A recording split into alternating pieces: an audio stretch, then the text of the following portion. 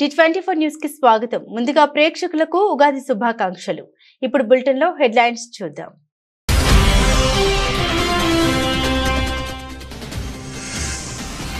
Myanmar Thailand ను వణికించిన పెను భూకంపం 334 అణుబాంబుల విధ్వంసానికి సమానం. విస్తుపోయే విషయాలు తెలిపిన స్థానిక భూ విజ్ఞాన శాస్త్రవేత్త జెస్ ఫినిక్స్.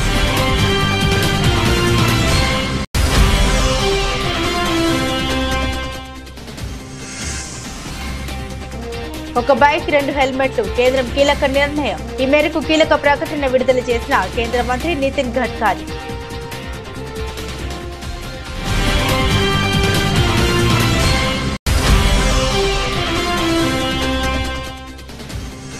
రవీంద్ర భారతిలో శ్రీ విశ్వవసు నామ సంవత్సర ఉగాది వేడుకలు. ముఖ్య అతిథులుగా హాజరైన ముఖ్యమంత్రి రేవంత్ రెడ్డి, ఉప ముఖ్యమంత్రి భట్టి విక్రమార్క.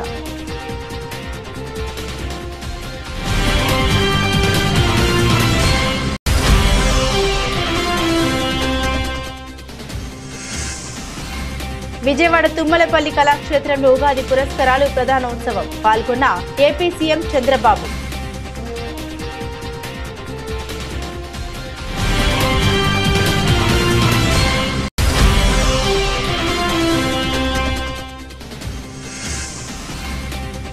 దేశాన్ని విభజించే కుట్ర చేస్తున్నారు. కేంద్ర హోంశాఖ సహాయ మంత్రి సంచలన వ్యాఖ్యలు.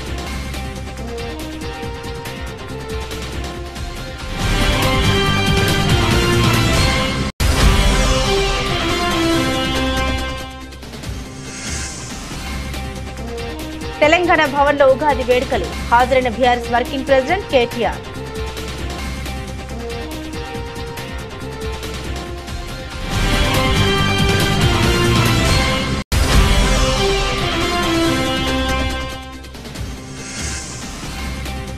ఎన్టీఆర్ మరణంతోనే నిజమైన టీడీపీ చనిపోయింది. చంద్రబాబు నేతృత్వంలో టీడీపీ వెన్నుపోటు నుండి పుట్టిందని విమర్శించిన మాజీ మంత్రి అంబటి రాంబాబు.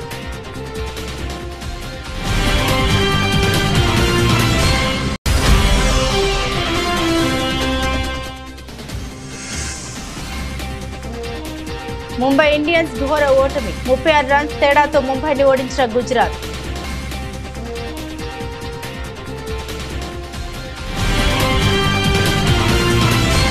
మయన్మార్ థాయిలాండ్ ను వణికించిన పెను భూకంపం అణుబాంబుల విధ్వంసానికి సమానమని శాస్త్రవేత్తలు చెబుతున్నారు. ఏకంగా 334 అణుబాంబుల విస్ఫోటనం చెందితే ఎంత శక్తి విడుదల అవుతుందో ఈ భూకంపం సంభవించినప్పుడు అంతటి శక్తి వెలువడిందని భూ విజ్ఞాన శాస్త్రవేత్త జెస్ ఫినిక్స్ పేర్కొన్నారు.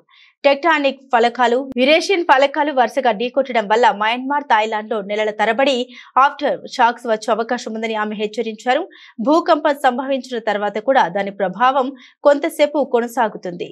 స్వల్ప స్థాయిలో పలుమార్లు భూమి కంపిస్తుంది. దీన్నే ఆఫ్టర్ షాక్స్ అంటారని శాస్త్రవేత్తలు తెలిపారు.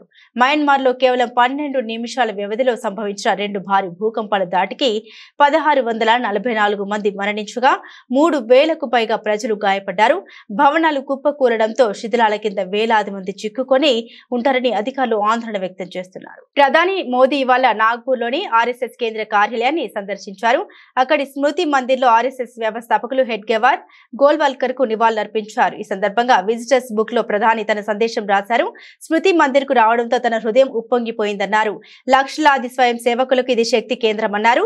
దేశ సేవ కోసం ముందడుగు వేయడానికి స్మృతి మందిర్ ప్రేరణ ఇస్తుందని మోదీ అన్నారు. మన కృషితో భారత మాత గౌరవాన్ని పెంపొందిద్దామని ప్రధాని మోదీ తన సందేశంలో పిలుపునిచ్చారు. 2047 కల్లా వికసిత్ భారత్ సాకారం అవుతుందని ప్రధాని మోదీ తెలిపారు. మన ముందు మరిన్ని మహత్తర లక్ష్యాలు ఉన్నాయని తెలిపారు. నాగ్పూర్ లోని ఆర్ఎస్ఎస్ కేంద్ర కార్యాలయాన్ని సందర్శించిన మోదీ అక్కడ స్మృతి మందిర్ లో ఆర్ఎస్ఎస్ వ్యవస్థాపకులు హెడ్గేవార్ గోల్వాల్కర్ కు నివాళులర్పించారు. దేశ సేవ కోసం ముందడుగు వేయడానికి స్మృతి మందిర్ ప్రేరణ ఇస్తుందన్నారు. ప్రపంచ దేశాలకు భారత్ మార్గదర్శనం చేయనుందని మోదీ తెలిపారు. దేశ అభివృద్ధి మన కళ్ల ముందే సాకారం అవుతుందని తెలిపారు. మయన్మార్ భూకంప బాధితులకు భారత్ నుండే తొలి సహాయం అందిందని తెలిపారు. కోవిడ్ సమయంలోనూ ప్రపంచానికి భారత్ అండగా నిలిచిందని గుర్తు చేశారు మోదీ. దేశవ్యాప్తంగా ఏటా 69,000కు పైగా ద్విచక్ర వాహన ప్రమాద మరణాలు సంభవిస్తున్నాయి. వీటిలో 50% హెల్మెట్ లేకపోవడం లేకపోవడం వల్ల జరుగుతున్నాయని గుర్తించారు. ఈ నేపథ్యంలోనే కేంద్ర ప్రభుత్వం కీలక నిర్ణయాన్ని తీసుకుంది. ద్విచక్ర వాహన చోదకులు విధిగా హెల్మెట్ ధరించాలని ఆదేశాలు జారీ చేసింది. ఈ క్రమంలోనే కేంద్ర రోడ్డు రవాణా రహదారుల మంత్రి నితిన్ గడ్కరీ ద్విచక్ర వాహన విక్రేతలకు కీలక ఆదేశాలు జారీ చేశారు. అన్ని ద్విచక్ర వాహనాల్ని తప్పనిసరిగా 2 ISI సర్టిఫైడ్ హెల్మెట్లతో విక్రయించాలని ప్రకటించారు. మంత్రి ప్రకటనకు two wheelers manufacturers association of India సంపూర్ణ మద్దతు తెలియజేసింది. తాజా నిర్ణయంతో ద్విచక్ర వాహనంపై ప్రయాణం చేసే 2 హెల్మెట్లు ధరించాల్సి ఉంటుంది. దీంతో ద్విచక్ర వాహన విక్రేతలు నూతన బైక్ కొనుగోలు సమయంలోనే 2 హెల్మెట్లను విక్రయించనున్నారు. తెలంగాణ రాష్ట్ర ప్రజలందరికీ ముఖ్యమంత్రి రేవంత్ రెడ్డి ఉగాది పండుగ శుభాకాంక్షలు తెలిపారు. విశ్వవసునామ సంవత్సర అందరి జీవితాల్లో సంతోషాలు వెలుగులు నింపాలని ఆకాంక్షించారు. ఈ ఏడాది ప్రతి ఒక్కరికి ఉద్యోగ ఉపాధి అవకాశాలు లభించాలని కోరుకున్నట్లు తెలిపారు. తెలంగాణ భాష సాంస్కృతిక దేవాదాయ ధర్మాదాయ శాఖల ఆధ్వర్యంలో హైదరాబాద్ రవీంద్ర భారతిలో ఉగాది వేడుకలు ఘనంగా నిర్వహించారు. ఈ కార్యక్రమానికి సీఎం రేవంత్ రెడ్డితో పాటుగా ఉప ముఖ్యమంత్రి భట్టి విక్రమార్క, మంత్రి జూపల్లి కృష్ణారావు, ఎమ్మెల్యేలు అడ్లూరి లక్ష్మణ్, శంకరయ్య, మల్రెడ్డి రంగారెడ్డి, ఎమ్మెల్సీ మహేందర్ రెడ్డి, ప్రభుత్వ ప్రధాన కార్యదర్శి శాంతికుమారి, ఎంపీ అనిల్ కుమార్ యాదవ్ ఉన్నతాధికారులు హాజరయ్యారు. ఈ సందర్భంగా సీఎం రేవంత్ రెడ్డి మాట్లాడారు. తెలంగాణలో సంక్షేమం అభివృద్ధి సమపాలన నడుస్తుంది. ఉప ముఖ్యమంత్రి భట్టి విక్రమార్క ఈ ఏడాది ప్రవేశపెట్టిన బడ్జెట్ ఉగాది పచ్చడిల షడ్రుచుల సమ్మిళితం. వ్యవసాయం, అభివృద్ధి, పేద పిల్లలకు విద్య అందించేందుకు బడ్జెట్లో అధిక ప్రాధాన్యత ఇచ్చాం. విద్య, వైద్య, ఉద్యోగ, ఉపాధి, సంక్షేమం అన్నింటికీ నిధులు కేటాయించాం. రాష్ట్రాన్ని అభివృద్ధి పథంలో నడిపించేందుకు కృషి చేస్తున్నాం. తెలంగాణ రైజింగ్ 2050 ప్రణాళికతో దేశానికే తెలంగాణను ఆదర్శంగా నిలబెడతామని తెలిపారు. ఉగాది పండుగ షడ్రుచులతో కూడుకున్న ఏదో విధంగా అయితే ప్రసాదం అందించిండ్రో భట్టి విక్రమార్క గారు ప్రవేశపెట్టిన బడ్జెట్ కూడా అదే విధంగా షడ్రుచులతో ఉన్నదని చెప్పి నేను భావిస్తున్నాను. అందులో తీపి ఉన్నది, పులుపు ఉన్నది, కారము ఉన్నది, కాస్తో కూస్తో ఉప్పు కూడా ఉన్నది. ఎందుకంటే కొన్ని నియంత్రణలు పాటించిండు, కొన్ని అంశాలలో చాలా లిబరల్గా వారు ముందుకు వచ్చిండ్రు. యువత ఉద్యోగ ఉపాధి అవకాశాలు కల్పించడంలో కానీ, రైతులు పండించిన పంటకు సంపూర్ణ సహకారాన్ని అందించి గిట్టుబాటు ధరలు ఇచ్చి పంటలని వ్యవసాయాన్ని ప్రోత్సహించాలని, అదేవిధంగా పేదలకు వైద్యాన్ని అందించాలని, నిరుపేదలకు విద్యను అందుబాటులోకి తీసుకురావాలని వారి బడ్జెట్లో విద్య, వైద్యానికి, వ్యవసాయానికి, పరిశ్రమలకు ఉద్యోగ ఉపాధి అవకాశాల కల్పన కోసం అత్యధికంగా వారు నిధులను కేటాయించడం జరిగింది. ఈ ఉగాది సందర్భంగా వారికి మనస్ఫూర్తిగా నేను అభినందనలు తెలియజేస్తున్నాను. ఇవన్నీ నెరవేరాలి అని అంటే, పెట్టుబడులు రావాలి, అభివృద్ధి జరగాలి అంటే శాంతి భద్రతలు పూర్తి స్థాయిలో అమలు చేయాలి. తప్పకుండా రాష్ట్ర ప్రభుత్వం, మా ప్రభుత్వ యంత్రాంగం తెలంగాణ రాష్ట్రంలో ఏ మూలనైనా చీమ చిటుక్కుమన్న అసాంఘిక శక్తులు ఎలాంటి ఒడిదుడుకులను, ఎలాంటి ఇబ్బందులను కల్పించాలనే ప్రయత్నం చేస్తే వాళ్ళ పట్ల కఠినంగా వ్యవహరించాలని ప్రభుత్వం నిర్ణయం తీసుకున్నాం. ఆ దిశగా నిరంతరం పర్యవేక్షణ జరుగుతూనే ఉంది. ఈరోజు పాలన పరంగా ప్రభుత్వపరమైన నిర్ణయాలు ప్రజల సంక్షేమం కోసం, తెలంగాణ రాష్ట్ర అభివృద్ధి కోసం నిరంతరం మేము శ్రమిస్తూనే ఉంటాం. మా మంత్రివర్గ సహచరుల సహకారంతో, మా శాసనసభ్యులందరినీ అండగా నిలబడడంతో ఈరోజు ఈ కార్యక్రమాలను నేను, మా ఉప ముఖ్యమంత్రి వర్యులు భట్టి విక్రమార్క గారు జోడెద్దుల్లాగా రాష్ట్రాన్ని అభివృద్ధి పదం వైపు నడిపించడానికి నిరంతరం ప్రయత్నం చేస్తున్నాం. ప్రజల ఆశీర్వాదం, శాసనసభ్యులు అండగా నిలబడి, మంత్రివర్గ సహచరుల సహకారం తీసుకొని ఈ తెలంగాణ రాష్ట్రాన్ని దేశానికి ఆదర్శంగా నిలబెట్టే విధంగా తెలంగాణ రైజింగ్, ఈ దేశంలోనే తెలంగాణ ఒక వెలుగు వెలగాలి, దేశ ప్రజలకు ఆదర్శంగా ఉండాలి. హైదరాబాదు నగరం అంటే ప్రపంచ స్థాయిలోనే ఈ నగరానికి గుర్తింపు ఉండాలని చెప్పి ఈరోజు మన ప్రభుత్వం ప్రయత్నం చేస్తున్నది. దాంట్లో భాగంగానే మూసీ ప్రక్షాళన కావచ్చు, రీజనల్ రింగ్ రోడ్ కావచ్చు, ఇంకొక కొత్త నగరాన్ని, ఒక ఫ్యూచర్ సిటీని ఈరోజు మనం నిర్మించుకోవాలనుకుంటున్నాం. ఎక్కడైనా ఈ దేశంలో స్వతంత్రం వచ్చినప్పటి నుంచి ఒక చండీగఢ్ తప్ప ఒక సంపూర్ణమైన నగరాన్ని ఎక్కడ నిర్మాణం జరగలేదు దేశంలో. ఉన్న నగరాలే కాస్త విస్తరించుకుంటూ వచ్చినాయి. తెలంగాణ ముఖ్యమంత్రి రేవంత్ రెడ్డి రాజ్భవన్ కు వెళ్లి గవర్నర్ జిష్ణుదేవ్ వర్మకు ఉగాది శుభాకాంక్షలు తెలిపారు. ఈ కార్యక్రమంలో మంత్రి కొండా సురేఖ, ఎంపీ అనిల్ కుమార్ యాదవ్, సీఎం సలహాదారు వేం నరేందర్ రెడ్డి, ఇతర ఉన్నతాధికారులు పాల్గొన్నారు.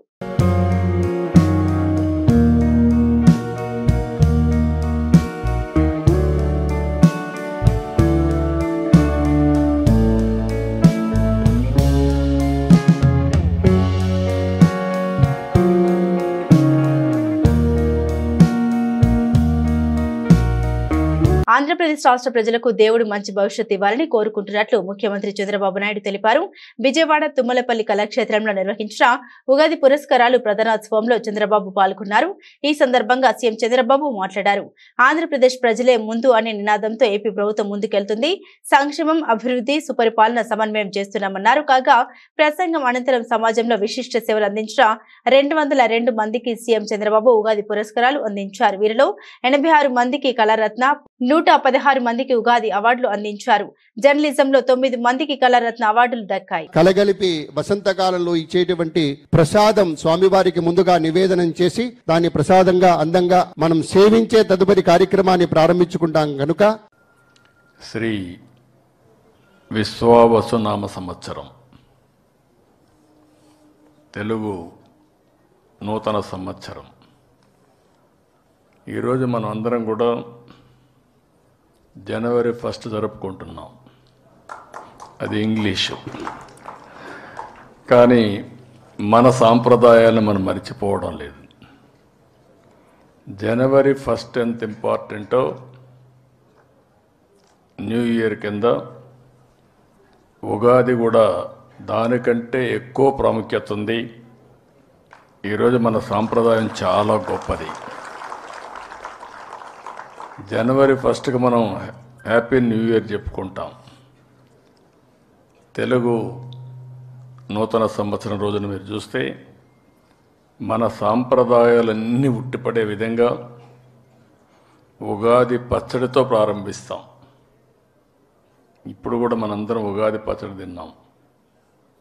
దీంతో మనం మెంటల్గా ప్రిపేర్ అయిపోతున్నాం. కష్టాలుంటాయి, సుఖాలుంటాయి, అదృష్టాలు కలిసి వస్తాయి, సమ్టైమ్స్ దురదృష్టం కూడా వెంటాడుతుంది. అన్నింటిని తట్టుకుని నిలబడడం చాలా అవసరమని మనకు మన పెద్దల నుంచి వచ్చినటువంటి వారసత్వ సంపద ఇది. అది వచ్చినప్పుడు చాలామంది కూడా దాన్ని ధైర్యంగా ఎదుర్కొనే శక్తి వస్తుంది. వేరే వాళ్లకు లేనటువంటి ఒక సంపన్నమైన వారసత్వం ఇదని చెప్పి కూడా నేను మీకు తెలియజేస్తున్నా. ఈ సందర్భంగా మన రాష్ట్రంలో, మన దేశంలో, విదేశాల్లో ఉండే తెలుగు వారందరికీ మీ అందరి తరపున ఉగాది శుభాకాంక్షలు తెలియజేస్తున్నా. ఈ ఉగాది ప్రతి ఒక్కరి జీవితాల్లో ఒక నూతనమైనటువంటి ఉత్సాహాన్నే కాకుండా ఒక మంచి భవిష్యత్తును ఇవ్వాల్సిందిగా భగవంతుని ప్రార్థిస్తున్నా. కేంద్ర హోంశాఖ సహాయ మంత్రి బీజేపీ కీలక నేత బండి సంజయ్ సంచలన వ్యాఖ్యల్ని చేశారు. దేశ విభజనకు కుట్ర జరుగుతుందని ఆరోపించారు. ఉగాది పండుగ సందర్భంగా ఆదివారం నాడు కరీంనగర్ లో ఏర్పాటు చేసిన మీడియా సమావేశంలో బండి సంజయ్ మాట్లాడారు. కాంగ్రెస్, బీఆర్ఎస్ పార్టీలపై విమర్శలు చేశారు. ఈ రెండు పార్టీలు దేశ విభజనకు కుట్ర చేస్తున్నాయంటూ సంచలన ఆరోపణ చేశారు. అంతేకాక రాబోయే రోజుల్లో తెలంగాణలో అధికారంలోకి వచ్చేది బీజేపీని అని బండి సంజయ్ స్పష్టం చేశారు. దక్షిణాది రాష్ట్రాల పేరుతో రెచ్చగొట్టే ప్రయత్నాలు చేస్తున్నారు. దేశ విభజనకు కుట్ర చేస్తున్నారు. కాంగ్రెస్, బీఆర్ఎస్ పార్టీ దేశద్రోహ వ్యాఖ్యలు చేస్తున్నాయి. ఇప్పటికే కాంగ్రెస్ పార్టీ మతం పేరుతో దేశాన్ని విభజించింది. ఇప్పుడు దక్షిణాది రాష్ట్రాల పేరుతో దేశ విభజనకు కుట్ర చేస్తుంది. వీళ్ళను రాళ్లతో కొట్టాలని బండి సంజయ్ అన్నారు. ఇప్పటికే మతం పేరుతో ఇదే కాంగ్రెస్ పార్టీ సహకారం వల్ల దేశం విడియాలా, 3 ముక్కలు తీయాలా. ఈ దేశం పరిస్థితి ఇవాళ, ఈ దేశంలో అరాచకాలు చేసేది ఎవరు? భాషా పేరుతోని, ప్రాంతం పేరుతోని ఇవాళ మన దేశాన్ని విభజించే ప్రయత్నం ఇలా ఈ కూటమి చేస్తున్నది. ఇవాళ దేశాన్ని విభజిస్తారా? గింత ఘోరమా? ఇంత ఘోరమైన వ్యాఖ్యల. మరి చెన్నై వేరు, ఎవరు వేరు? బీఆర్ఎస్, కాంగ్రెస్ కలిపే వేరు. ఇప్పుడు ఇక్కడ మీటింగ్ పెడతారు. నెక్స్ట్ మీటింగ్ ఇక్కడనే. ఎవరు పెడతారు? బీఆర్ఎస్ పార్టీ, కాంగ్రెస్ పార్టీ కలిసే ప్లాన్ చేస్తున్నారు. మీటింగ్ ఏ హాల్లో పెట్టాలి, ఎవరెవరు పిలవాలి, ఎట్లా భోజనాలు పెట్టాలి, వెజ్ పెట్టుడా, నాన్ వెజ్ పెట్టుడా, ఎవరు పిలుద్దాం, ఎట్లా విద్దాం, ఏర్పాట్లు ఎట్లా చేద్దామని చెప్పి బీఆర్ఎస్ పార్టీ కాంగ్రెస్ పార్టీ కలిసే ఆ సమావేశానికి ఏర్పాట్లు చేస్తున్నది. వీళ్ళిద్దరు ఒకటే కాదా? బీఆర్ఎస్ పార్టీ మీద ఇంతవరకు కేసు పెట్టలే. ఎందుకు పెట్టలే? ఇద్దరు ఒకటే. మొన్న ఎక్కడ జరిగిన ఎమ్మెల్సీ ఎన్నికల్లో ఇద్దరు కలిసి పనిచేసినారు. వీళ్ళ పోటీ వాళ్ళు పెట్టలే, వాళ్ళ పోటీ వీళ్ళు పెట్టలే, కలిసి పనిచేసారు. ప్రజలు గుర్తించి వాటే మీరు ఇద్దరు ఒకటే గుర్తించి వాటే మీకు గుణపడని చెప్పారు. ఇప్పుడు మాకు అంతెందుకన్నా మళ్ళీ ఇప్పుడు Hyderabad local body MLC election ఉన్నది. ఎంఏఎం పార్టీని గెలిపేయడానికి కాంగ్రెస్ పార్టీ ఎన్నికలో అభ్యర్థిని పెడతలేదు. రేపో మాపో అధికారికంగా ప్రకటించే ప్రయత్నం చేస్తున్నది. ఎంఏఎం పార్టీని గెలిపించడానికి బీఆర్ఎస్ పార్టీ కూడా వాళ్ళ ఓటు దానిలో ఎవరుంటారు? కార్పొరేటర్లు, జిహెచ్ఎంసీ సంబంధించి ఎమ్మెల్సీలు, ఎమ్మెల్యేలు ఉంటారు. బీఆర్ఎస్ పార్టీ కూడా క్రాస్ ఓటింగ్ అవుతుందని చెప్పి భయపడి బీఆర్ఎస్ పార్టీ కూడా ఎంఏఎం పార్టీకి కాంగ్రెస్ పార్టీకి అనుకూలంగా అభ్యర్థిని పెట్టే ప్రయత్నం చేస్తలేరు. కాబట్టి 3 పార్టీలు ఒకటే, కాంగ్రెస్, బీఆర్ఎస్, ఎంఏఎం 3 కలిసి హైదరాబాద్ లోకల్ బాడీ ఎమ్మెల్సీ ఎన్నికలో పనిచేస్తున్నాయి. ఎంఏఎం పార్టీని గెలిపించడానికి 3 పార్టీలు ఒక్కటైనాయి. ఇప్పుడు ముగ్గురు ఒక్కటా కాదా? బీఆర్ఎస్ కాంగ్రెస్ ఒక్కటా కాదా? ఒక్కసారి 3 సార్లు ఇప్పుడే చెప్తున్నాను. చెన్నైలో సమావేశానికి ఇద్దరు కలిసిపోయారు. ఒకటి, బీఆర్ఎస్ పార్టీ మీద కేసులు పెడతలేరు, ఇద్దరు ఒకటైనరు. 2, మొన్న ఎమ్మెల్సీ ఎన్నికల్లో ఇద్దరు కలిసి పనిచేసారు. మాజీ ముఖ్యమంత్రి వైఎస్ఆర్ కాంగ్రెస్ పార్టీ అధినేత వైఎస్ జగన్మోహన్ రెడ్డి ఉగాది పర్వదినం సందర్భంగా తెలుగు ప్రజలందరికీ శుభాకాంక్షలు తెలియజేశారు. ఈ మేరకు ఆయన ఒక ట్వీట్ ద్వారా శుభాకాంక్షలు తెలిపారు. ప్రపంచ వ్యాప్తంగా ఉన్న తెలుగు వారందరికీ శ్రీ విశ్వవసు నామ సంవత్సర ఉగాది శుభాకాంక్షలని ఆయన పేర్కొన్నారు. ఈ సంవత్సరం ప్రజలందరూ ఆయుర ఆరోగ్యాలతో సుఖ సంతోషాలతో ఉండాలని ఆ దేవుడిని ప్రార్థిస్తూ ప్రతి ఒక్కరూ తమ కుటుంబ సభ్యులతో కలిసి ఉగాది పండుగను ఘనంగా జరుపుకోవాలని ఆయన మనస్ఫూర్తిగా ఆకాంక్షించారు. తెలంగాణ భవన్లో ఉగాది వేడుకలు ఘనంగా నిర్వహిస్తున్నారు. వేడుకలకు బీఆర్ఎస్ వర్కింగ్ ప్రెసిడెంట్ కేటీఆర్ హాజరయ్యారు. ఈ సందర్భంగా వేద పండితులు పంచాంగ శ్రవణం చేస్తున్నారు. ఈ కార్యక్రమంలో MP KR Suresh Reddy, MLC Madhusudanachari, మాజీ ఎమ్మెల్యేలు శ్రీనివాస్ గౌడ్, పువ్వాడ అజయ్, బొల్లం మల్లయ్య యాదవ్, పార్టీ నేతలు పాల్గొన్నారు.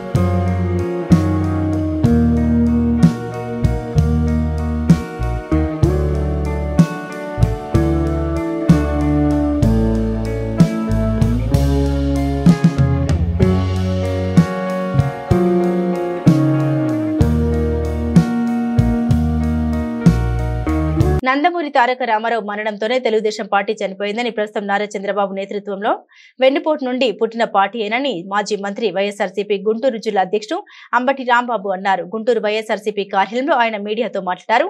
తెలుగుదేశం పార్టీని ఎన్టీఆర్ స్థాపించినప్పుడు చంద్రబాబు ఎక్కడ ఉన్నారో చెప్పాలని ప్రశ్నించారు. ఎన్టీఆర్ నుండి పార్టీని లాక్కుని అవకాశవాద రాజకీయాలతో అధికారంలోకి వచ్చిన ఘనుడు చంద్రబాబు అని మండిపడ్డారు.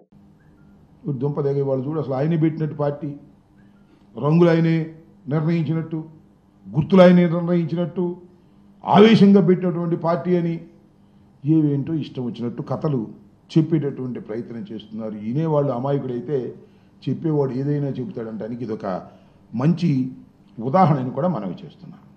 ఇవాళ మాట్లాడినటువంటి మాటలు చూస్తే సరే 43వ ఆవిర్భావ దినోత్సవం, తెలుగుదేశం పార్టీ, అసలు తెలుగుదేశం పార్టీ ఎప్పుడూ చచ్చిపోయింది. ఎన్టీ రామారావు గారి మరణంతోనే అసలైన తెలుగుదేశం పార్టీ చచ్చిపోయింది. ఈ పార్టీ వెన్నుపోటు పొడిచి వచ్చినటువంటి పార్టీ, పెద్ద మోసపూరితమైనటువంటి పార్టీ. ఈ జెండా గురించి చెప్తున్నాడు చంద్రబాబు నాయుడు గారు, పేదల కోసం పోరాడే జెండా. ఇంకేయో చెప్పాడు జెండా గురించి చంద్రబాబు నాయుడు గారు. నేను చెబుతాను, ఒకటి అడుగుతాను, చెప్పండి, అసలు ఈ జెండా ఒకటి ఎగిరిద్దా? ఒక్కటే సింగిల్గా పెట్టి ఎగిరిద్దా? ఎగరదు. దాని పక్కన ఎర్ర జెండానో, దాని పక్కన ఇంకొక కలర్ జెండానో, కాంగ్రెస్ జెండా ఉన్ని దుంప దగ్గర చివరి కాంగ్రెస్ జెండా కూడా ఈ జెండా పక్కన కట్టావే. ఎన్టీ రామారావు గారు పెట్టినటువంటి పచ్చ జెండా పక్కన కాంగ్రెస్ జెండా కూడా పెట్టుకున్నావు ఎగరడం కోసం. ఎర్ర జెండాలు పెట్టావు, భారతీయ జనతా పార్టీ జెండాలు పెట్టావు, బీఎస్పీ జెండాలు పెట్టావు. అసలు భారతదేశంలో ఉన్నటువంటి అన్ని పార్టీల జెండాలు నీ పక్కన పెట్టావు. చివరికి జనసేన పార్టీ కూడా నీ పక్కన పెట్టుకున్నావు. ఇది ఎగిరిద్ది అంటావు. ఏం ఎగిరిద్ది? ఆ జెండాలది ఎగటం కాదు, పడుకోవటం. ఇక సింగిల్గా వెళ్ళే ధైర్యం లేనటువంటి ఒక రాజకీయ పార్టీ చంద్రబాబు నాయుడు గారి చేతిలో ఉన్నటువంటి రాజకీయ పార్టీ. దాని గురించి వాళ్ళ గొప్పలు చెప్పేటటువంటి ప్రయత్నం ఇవాళ చేస్తున్నారు. సూపర్ 6 చేయాలనుకున్నాం. బయట నుంచి చూసినప్పుడు సూపర్ 6 చేసేద్దాం అనుకున్నాం. లోపలికి వెళ్ళి చూస్తే సూపర్ 6 చేయలేకపోతున్నాం. అంటే అధికారంలో లేనప్పుడు సూపర్ 6 చేయాలనుకున్నాడు, అధికారంలోకి వచ్చిన తర్వాత సూపర్ 6 చేయని అంటున్నాడు. దీన్నేగా రేవు దాటిన తర్వాత తెప్ప తగలేయటం అనేది, దీన్నేగా వాడ మీద ఉన్నప్పుడు వాడ మల్లయ్య, వాడ దిగిన తర్వాత బోడి మల్లయ్య అనేది, దీన్నేగా అక్కడ తీరిన తర్వాత అదేదో అనేది.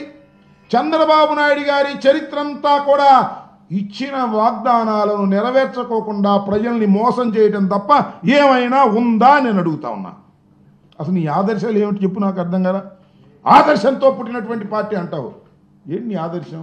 ఊసలు వెళ్ళి ఆదర్శం, ఎవరితో అయినా జత కడతావు, ఎవరితో అయినా వెళ్ళిపోతావు, ఏ ఘాతుకానికైనా పాల్పడతావు. అధికారమే పరమావధిగా ఇవాళ ఎన్టీ రామారావు గారు పెట్టినటువంటి రాజకీయ పార్టీని నడుపుతున్నటువంటి వ్యక్తి నారా చంద్రబాబు నాయుడు. అధికారం ఇంకేం అవసరంలా. ఉగాది పర్వదినం సందర్భంగా విజయనగరం ఎంపీ కలిశెట్టి అప్పలనాయుడు తన వ్యవసాయ క్షేత్రంలో ఏరువాక సేద్యం చేపట్టారు. ఉదయం 6 గంటలకు శ్రీకాకుళం జిల్లా రణస్థలం మండలం బిఎన్పురంలోని తన వ్యవసాయ క్షేత్రానికి చేరుకున్న ఎంపీ ఎద్దులు నాగలిని పూజించారు. అనంతరం నాగలతో భూమిని దున్నారు. అనంతరం మీడియాతో మాట్లాడారు. రాష్ట్ర ప్రజలకు ఉగాది శుభాకాంక్షల్ని తెలియపరిచారు. పార్లమెంట్ సభ్యుడిగా తొలిసారి ఏరువాక నిర్వహించడం ఆనందంగా ఉందని ఆయన తెలిపారు. రాష్ట్రంలోని రైతులు ప్రజలందరూ సంతోషంగా ఉండాలని ఆకాంక్షించారు. రైతు కుటుంబాల సంక్షేమం కోసం ప్రధాని మోదీ, సీఎం చంద్రబాబు మంచి పథకాలు తీసుకొస్తున్నారని ఎంపీ కలిశెట్టి అప్పలనాయుడు పేర్కొన్నారు. ఉగాది సందర్భంగా తెల్లవారుజామున మా పండితులు ఏరువాక కార్యక్రమానికి తెల్లవారుజామున ముహూర్తం పెట్టారు. రణస్థలం మండలం వియ్యనపురం మా స్వగ్రామంలో ఈరోజు వ్యవసాయ యాత్రకు వచ్చి ఏరువాక కార్యక్రమంలో పాల్గొనడం జరిగింది. తెల్లవారుజామున ముహూర్తం తర్వాత ఈరోజు రైతులకి పాడి పంటలు రావాలని, అన్ని రంగాల అభివృద్ధి చెందాలని, అలాగే తెలుగు ప్రజలకు కూడా అందరూ ఆయురారోగ్యాలతో ఉండాలి, ఆనందంతో ఉండాలని కోరుకుంటూ ఈరోజు ఏరువాక కార్యక్రమం మా తల్లిదండ్రులు ఇచ్చిన ఈ సంపదలోనే ఈరోజు కార్యక్రమం అక్షయక్షేత్రం చేశాం. రైతు బిడ్డగా గతంలో చేశాను, ఇప్పుడు మెంబర్ ఆఫ్ పార్లమెంట్గా తొలిసారిగా వ్యవసాయ క్షేత్రంలో ఇక్కడ నేను ఏరువాక కార్యక్రమం పాల్గొనడం చాలా ఆనందంగా ఉంది, చాలా సంతోషంగా ఉంది. మనస్ఫూర్తిగా అలాగే భారతీయులందరూ కూడా ఉగాది శుభాకాంక్షలు తెలియజేసుకుంటూ ఆరోగ్యాలతో, ఆనందంతో, సుఖ సంతోషాలతో ఏడాది కొనసాగించాలని, మీ సహాయ సహకారాలు పరిపూర్ణంగా గతంలాగా ఉండాలని, అలాగే మనం అందరం కూడా కలిసి మన ఆంధ్రప్రదేశ్కి అభివృద్ధి పదంలో నడిపించాలని మనస్ఫూర్తిగా కోరుకుంటూ థ్యాంక్ యూ. హైదరాబాద్ లోని గచ్చిబౌలిలో ఉన్న హైదరాబాద్ సెంట్రల్ యూనివర్సిటీలో సాయంత్రం ఉద్రిక్త పరిస్థితులు నెలకొన్నాయి. విశ్వవిద్యాలయం భూములను అక్రమంగా వేలం వేస్తున్నారని, దీన్ని నిలిపివేయాలని పలు విద్యార్థి సంఘాలు ఆందోళన చేపట్టాయి. అక్రమ వేలం పాటను వెంటనే ఆపివేయాలని నినాదాలు చేశారు. నిరసన చేస్తున్న విద్యార్థుల్ని పోలీసులు అడ్డుకోవడంతో ఉద్రిక్తత చోటు చేసుకుంది. ఈ క్రమంలోనే ఇరు వర్గాల మధ్య వాగ్వివాదం, తోపులాట చోటు చేసుకున్నాయి.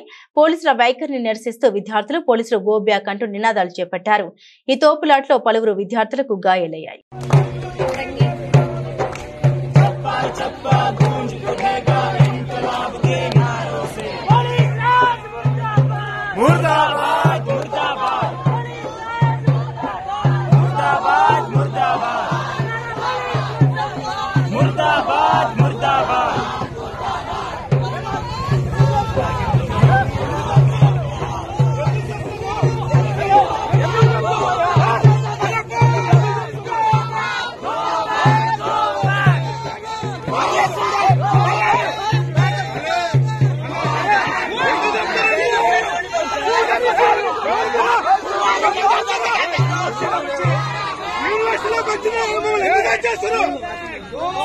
ఏం చేస్తున్నామని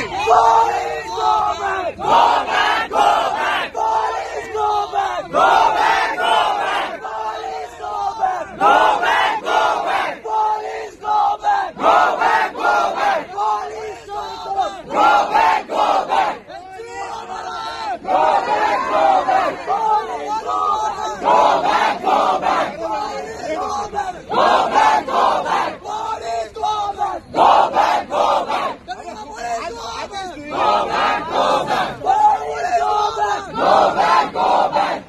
అహ్మదాబాద్ లోని నరేంద్ర మోదీ స్టేడియంలో నిన్న ముంబై ఇండియన్స్ తో జరిగిన మ్యాచ్ లో హోమ్ టీం గుజరాత్ టైటాన్స్ ఘన విజయం సాధించింది.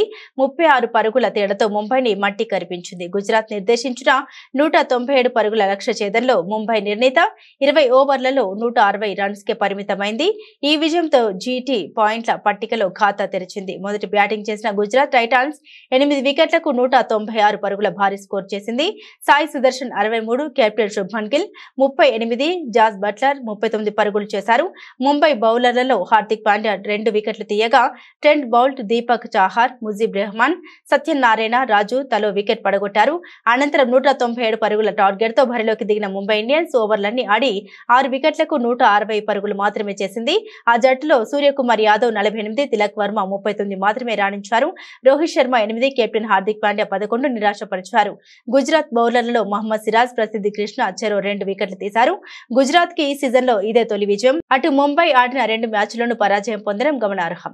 బంగారం ధరను అంతర్జాతీయ మార్కెట్లు సహా వివిధ అంశాలు ప్రభావితం చేసే సంగతి అందరికీ తెలిసిందే. కొన్ని రోజులుగా వరుసగా పెరుగుతూ వస్తున్న పసిడి ధర ఇవాళ స్వల్ప తేడాతో యథావిధిగా కొనసాగుతుంది. ఆదివారం ఉదయం 6:30 సమయానికి bullions.co.in ప్రకారం దేశ రాజధాని ఢిల్లీలో 22 క్యారెట్ల 10 గ్రాముల బంగారం ధర 81,583 రూపాయలు ఉండగా 24 క్యారెట్ల తులం పసిడి రేటు 89,000కు చేరింది. అలాగే దేశ ఆర్థిక రాజధాని ముంబైలో 22 క్యారెట్ల 10 గ్రాముల బంగారం ధర 81,730 కాగా 24 క్యారెట్ల తులం బంగారం రేటు 89,160గా ఉంది. ఇక తెలుగు రాష్ట్రాల్లోని ధరలో పెద్దగా మార్పులేమీ లేవు. హైదరాబాద్, విజయవాడ, విశాఖపట్నం నగరాల్లో 22 క్యారెట్ల 10 గ్రాముల పసిడి ధర 81,858 ఉండగా 24 క్యారెట్ల తులం పసిడి రేటు 89,300 వద్ద కొనసాగుతుంది. వార్తలు ముగించే ముందు హెడ్లైన్స్ మరోసారి.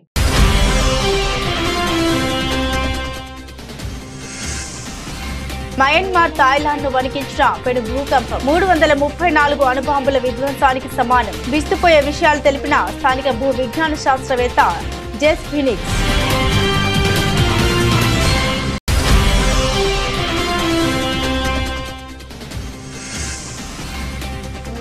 ఒక బైక్ 2 హెల్మెట్లు, కేంద్రం కీలక నిర్ణయం. ఈ మేరకు కీలక ప్రకటన విడుదల చేసిన కేంద్ర మంత్రి నితిన్ గడ్కరీ.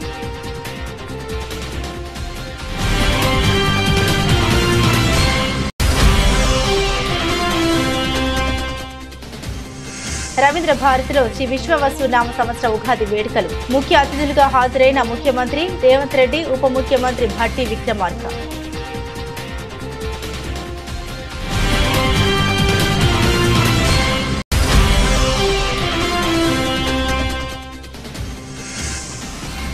విజయవాడ తుమ్మలపల్లి కళాక్షేత్రంలో ఉగాది పురస్కారాలు ప్రధానోత్సవం. పాల్గొన్న ఏపీ సీఎం చంద్రబాబు.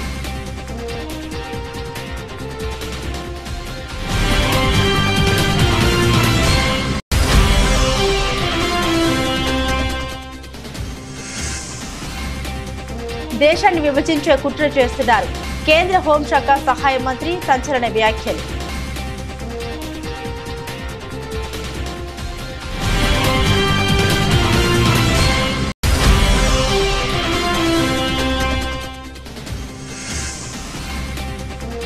తెలంగాణ భవన్లో ఉగాది వేడుకలు. హాజరైన BRS working president KTR.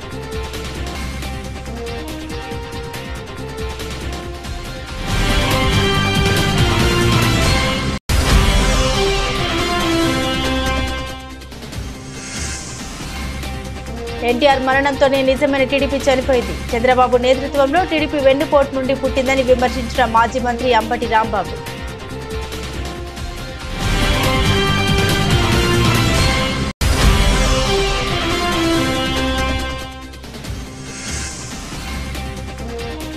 Mumbai Indians ఘోర ఓటమి. 36 రన్స్ తేడాతో ముంబైని ఓడించిన గుజరాత్.